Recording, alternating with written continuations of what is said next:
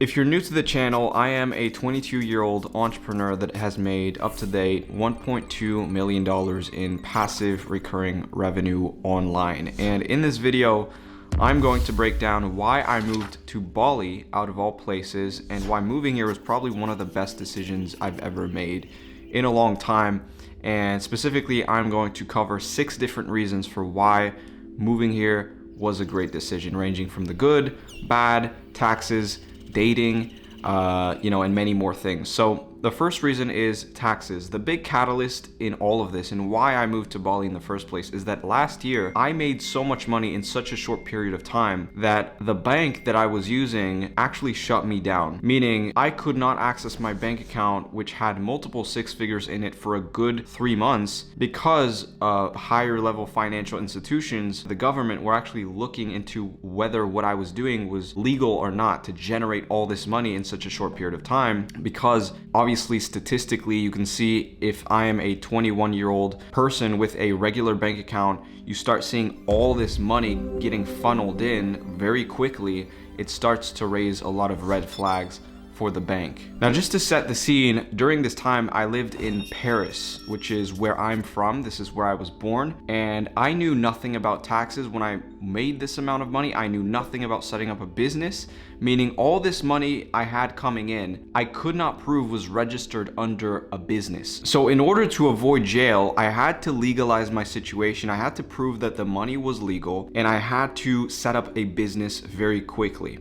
Now, France is actually the second highest tax country in the world. So starting a business there wasn't the smartest move. So instead of letting myself be cucked by the French government, and allowing them to take half of my money, which is what they would do in my income bracket, which is the highest one, I decided to fly out to Bali and buy this house, which I am living in right now, because I realized just from that experience that financial institutions and governments really can grip you by the balls and restrict access to your own bank account with multiple 6 figures in it, and give you no reason for why they do it, and they will do it just because why not? Just because it's fun, And this is why, coming to Bali, I met my friend Ibrahim, who explained to me that he had a setup here where he was paying 0.5% business tax annually. At which point I was like, hold on, what?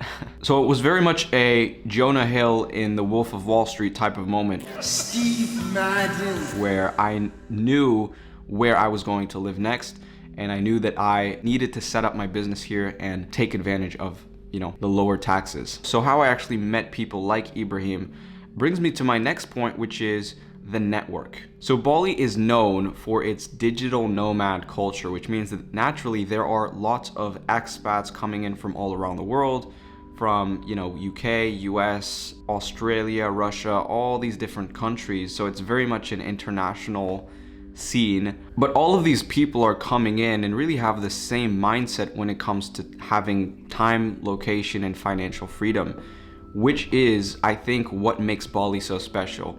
Now, because Bali is a very small island, it is very concentrated with entrepreneurs. You tend to come across a lot of high-level people as well, not just, low-level digital nomads that are freelancers and, sort of like the web designer types that kind of just design stuff on Canva. You actually get high-level people too. So just in my gym alone, for example, I remember one time I was just sitting in the sauna, and Luke Belmar opens the door and just sits down next to me, and we have a few chats. After that, I never saw him again. I think he was just here one time for an event, but at least now I know what the best water is to drink. I also randomly every morning now lift weights next to Hamza. You might know him. He's pretty big on YouTube. He also recently moved to Bali. So all that to say, living in Bali, you do tend to come across a lot of heavy hitters once in a while. You make great in-person connections, not just online, just really like in-person random connections in a wide range of industries like, crypto investors, e-com guys, YouTube guys, agency owners. There are lots of entrepreneurs here, which is awesome. The third point I wanted to touch on is the dating scene. So in Bali, there are 2 types of girls. There are, the Western girls who come to Bali from the UK, from Australia, the US, Germany, all these different places, really where I would consider coming from the West. And they really come for a quick vacation, a quick holiday, or maybe to move here long term to really party and, quote, find themselves, those are the girls that I tend to avoid. There's just something about girls that party a lot that I just can't.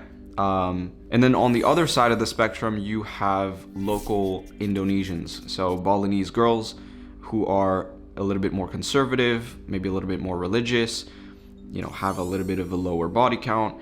And those girls I've personally found better connections with. I found were very kind, very gentle, will offer to fold your clothes, when she's in your house, will want to cook for you. I've even had a girl pull up to my house unannounced to offer me a box of, gifts with these little letters inside that she wrote for me, among with other more questionable gifts I received. Now, not to say that all the girls are like this. I've had girls tell me that they've never ever had a boyfriend, and then the next day, I open up my Instagram DMs and I see their boyfriend literally having a conversation with themselves in my DMs.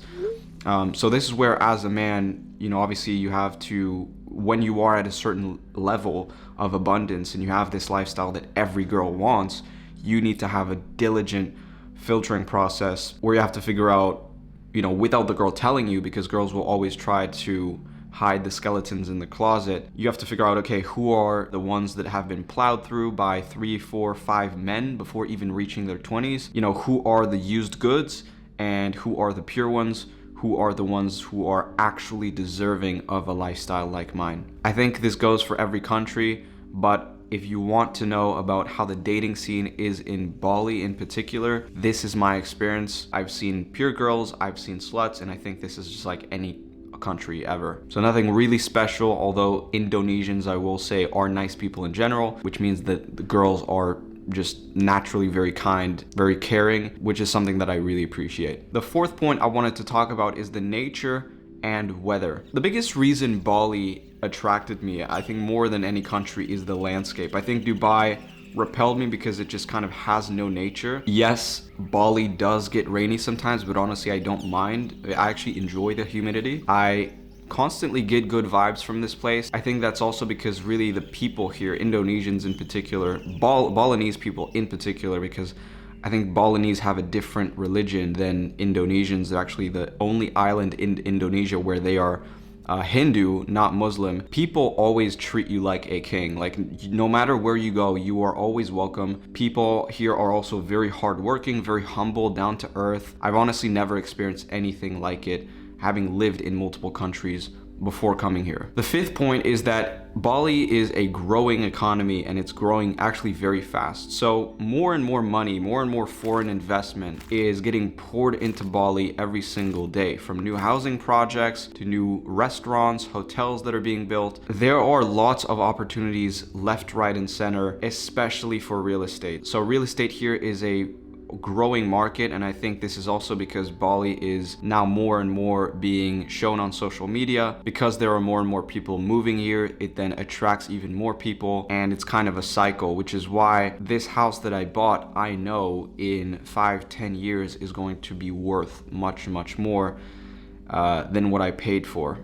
So I'm very happy to have placed my bets here, although that isn't to say that one day we might have a tsunami. I know those have happened before, or earthquakes. There is a high risk for natural disasters to happen here, but hopefully that will not happen while I am here. The sixth point I wanted to touch on is the cheap costs of living. So living in Paris, the value that I was getting for what I was paying for was extremely low in terms of housing, transportation, food delivery. Living here is the complete opposite in terms of the quality of life and how it is far superior than I honestly think any other country, because for the price of one metro ticket that I would pay in Paris, and that you would probably pay the same thing in New York, London, any of these big cities, that is what I pay for to get a taxi. So here there's an app called Gojek, which is the equivalent of Uber, and I've been surprised by how better it works than Uber itself and how cheaper it actually is. So that's when I say for the price of a metro ticket, here you have someone driving you around. Same thing, whereas when I used to pay $20